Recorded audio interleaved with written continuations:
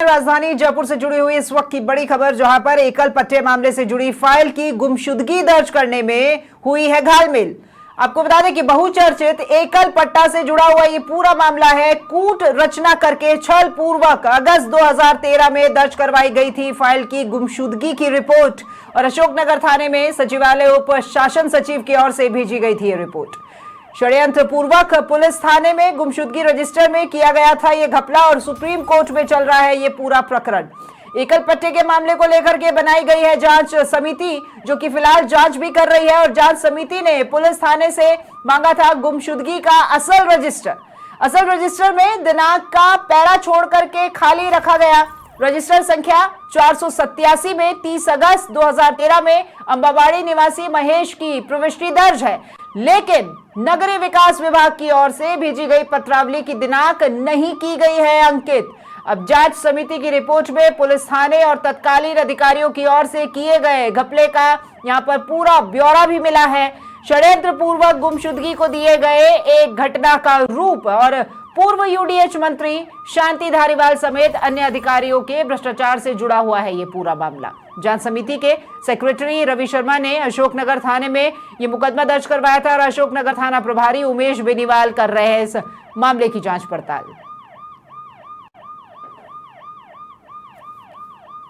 तो 2013 का एकल पट्टा प्रकरण और उसी से जुड़ी ये खबर आपको बता रहे हैं। आपको बता दें, हम उस वक्त जो यूडीएच मंत्री थे वो शांति धारीवाल थे, उनके खिलाफ भी मामला दर्ज हुआ था। नगरीय विकास विभाग की ओर से भी यहां पर जो रिपोर्ट भेजी गई थी उसमें भी घपला देखने को मिला है। ये तो पूरा घालमेल है, जो घपला है ये षड्यंत्र पूर्वक रचा गया है।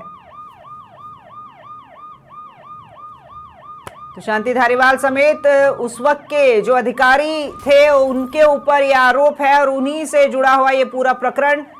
षड्यंत्र पूर्वक इस पूरे घटनाक्रम को अंजाम दिया गया एकल पट्टा प्रकरण।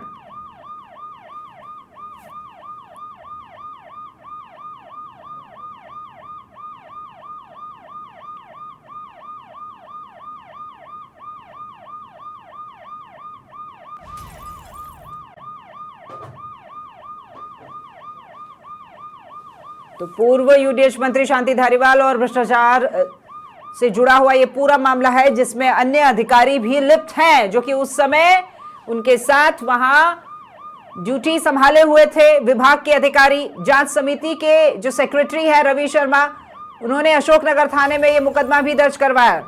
अशोकनगर थाना प्रभारी उमेश बेनीवाल फिलहाल इस पूरे मामले की जांच पड़ताल कर रहे हैं।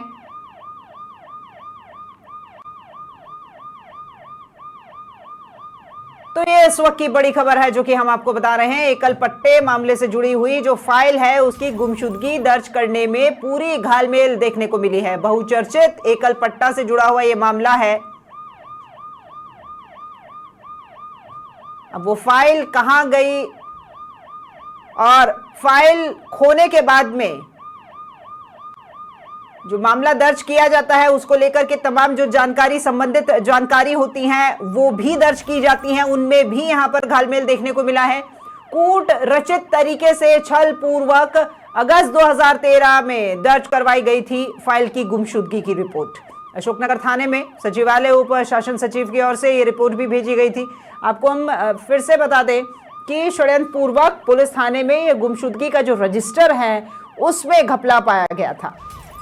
सुप्रीम कोर्ट में भी ये पूरा प्रकरण चल रहा है काफी लंबे समय से। एकल पट्टे के इस मामले को लेकर के जांच समिति भी बनाई गई, जो कि जांच कर भी रही है और जांच समिति ने पुलिस थाने से मांगा था गुमशुदगी का वो असल रजिस्टर, क्योंकि वो रजिस्टर है कहां। असल रजिस्टर में दिनांक का पैरा खाली छोड़ा गया। रजिस्टर संख्या आपको बता दें 487 है, जिसमें 30 अगस्त 2013 में अंबाबाड़ी निवासी महेश की प्रविष्टि भी दर्ज है, लेकिन महेश की प्रविष्टि के अलावा नगरीय विकास विभाग की ओर से जो पत्रावली भेजी गई उसमें दिनांक अंकित ही नहीं की गई है। जांच समिति की इस रिपोर्ट में पुलिस थाना और साथ ही तत्कालीन अधिकारियों की ओर से किए गए इस घपले का पूरा ब्यौरा मिला है। षड्यंत्र पूर्वक गुमशुदगी की दिया गया इस घटना को अंजाम। तो उस समय आपको हम एक बार फिर से बता दें कि पूर्व यूडीएच मंत्री शांति धारीवाल थे और उनके साथ साथ तमाम विभागीय अधिकारी जिनके ऊपर भ्रष्टाचार से जुड़ा हुआ ये पूरा मामला है। अब जांच समिति के जो सेक्रेटरी हैं रवि शर्मा, उन्होंने अशोकनगर थाने में भी मुकदमा दर्ज करवाया है। अशोकनगर थाना प्रभारी उमेश बेनीवाल इस मामले की जांच पड़ताल कर रहे हैं।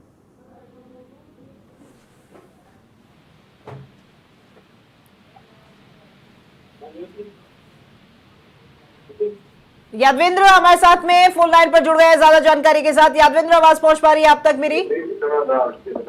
जी राशि जी यादवेंद्र, ये एकल पट्टा प्रकरण एक बार फिर से सामने आया है, वो बहुत पुराना ये मामला, अब इसमें क्या अपडेट?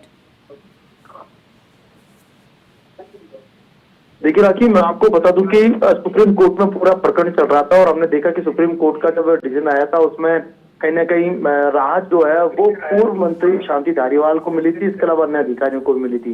लेकिन जब इस पूरे मामले की पत्रावली जो है के बारे में पूरे प्रकरण को लेकर के जो एक जांच समिति बैठाई गई थी, जिसमें राजस्थान उच्च न्यायालय के न्यायाधीश थे RS राठौड़, उनकी अध्यक्षता में एक जांच कमेटी बैठाई गई थी। तो वापस से इस प्रकरण की जांच पड़ताल हुई तो पता चला कि साल 2013 के अंदर जब ये इस मामले का के बारे में जो जांच पड़ताल शुरू हुई तो इस पूरे प्रकरण की पत्रावली जो थी वो गायब कर दी गई थी और गायब करने के पीछे पुलिस अधिकारियों, इसके अलावा UDH के अधिकारियों और कर्मचारियों का पूरा सहयोग रहा था। इनकी मिलीभगत से पूरा गठजोड़ था और इसी गठजोड़ के बुते पे एक गुमशुदगी की रिपोर्ट जो है वो अशोकनगर थाने में दर्ज कराई गई थी। लेकिन चूंकि उस रिपोर्ट में जो 487 नंबर का रजिस्टर जो था उसमें एक महेश नाम का शख्स था जो कि अम्बावाड़ी का रहने वाला था, उसका यहाँ पर उसकी वाहन संख्या अंकित थी और उसका नाम यहाँ पर अंकित था, लेकिन जो दिनांक जो थी वो उसमें अंकित नहीं थी। इसके अलावा रिसिप्ट का जो होता है उस रिसिप्ट की का भी ब्यौरा जो है उस रजिस्टर में नहीं था।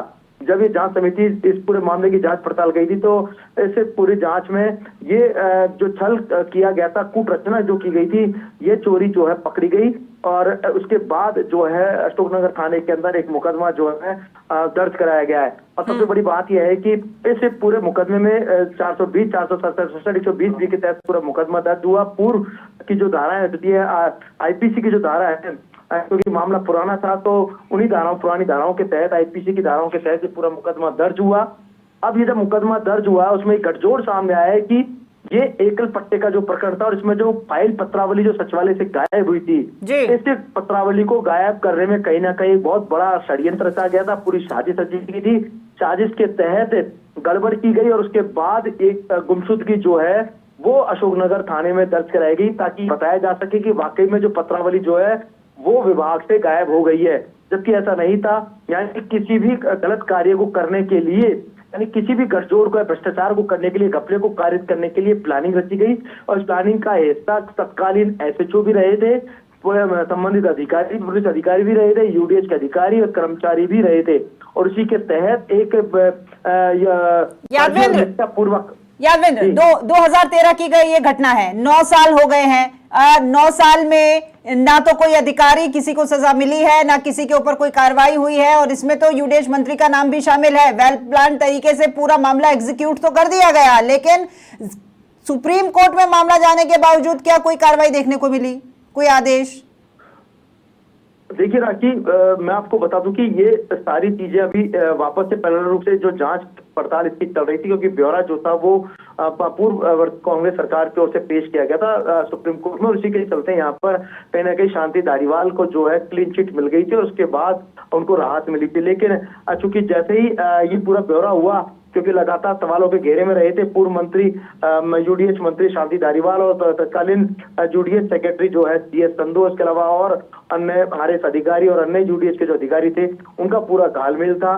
तो इस घालमेल की वापस से जब पड़ताल हुई, जब सवाल उठे कि कहीं ना कहीं UDH मंत्री को क्लीन चिट मिल गई है, तो उसके बाद वापस से एक रिटायर के अध्यक्षता में पूरी एक जांच कमेटी बनी और उसके बाद उसी जांच कमेटी ने ये घपला पकड़ा है। यानी कहीं ना कहीं पूरे घोटाले को अंजाम देने के लिए षड्यंत्र रचा गया था और उसी के तहत अशोकनगर थाने के अंदर गुमशुदगी दर्ज कराई गई थी। लेकिन कहते हैं चोरी कितने भी शातिर तरीके से की गई हो, लेकिन चोरी पकड़ी जाती है। और वही चीज यहाँ पर देखने को मिली। अशोक नगर थाने में जो तत्कालीन एसएचओ रहे थे, उनकी के निर्देशन में यहाँ पर ये सारा काम चल रहा था और षड्यंत्र रचा गया था। और षड्यंत्र का हिस्सा वो भी थे और इसी के चलते एक गुमशुदगी दर्ज हुई। अमूमन राखी हम देखते हैं कि जब भी कोई पत्रावली गायब होती है तो उसकी एक जांच रिपोर्ट बनती है और उस जांच रिपोर्ट के आधार पर, तथ्यों के जांच प्रति के आधार पर फिर गुमशुदगी रिपोर्ट दर्ज होती है। 13 अगस्त 2008 का ये, माफ कीजिएगा 13 का पूरा मसला था।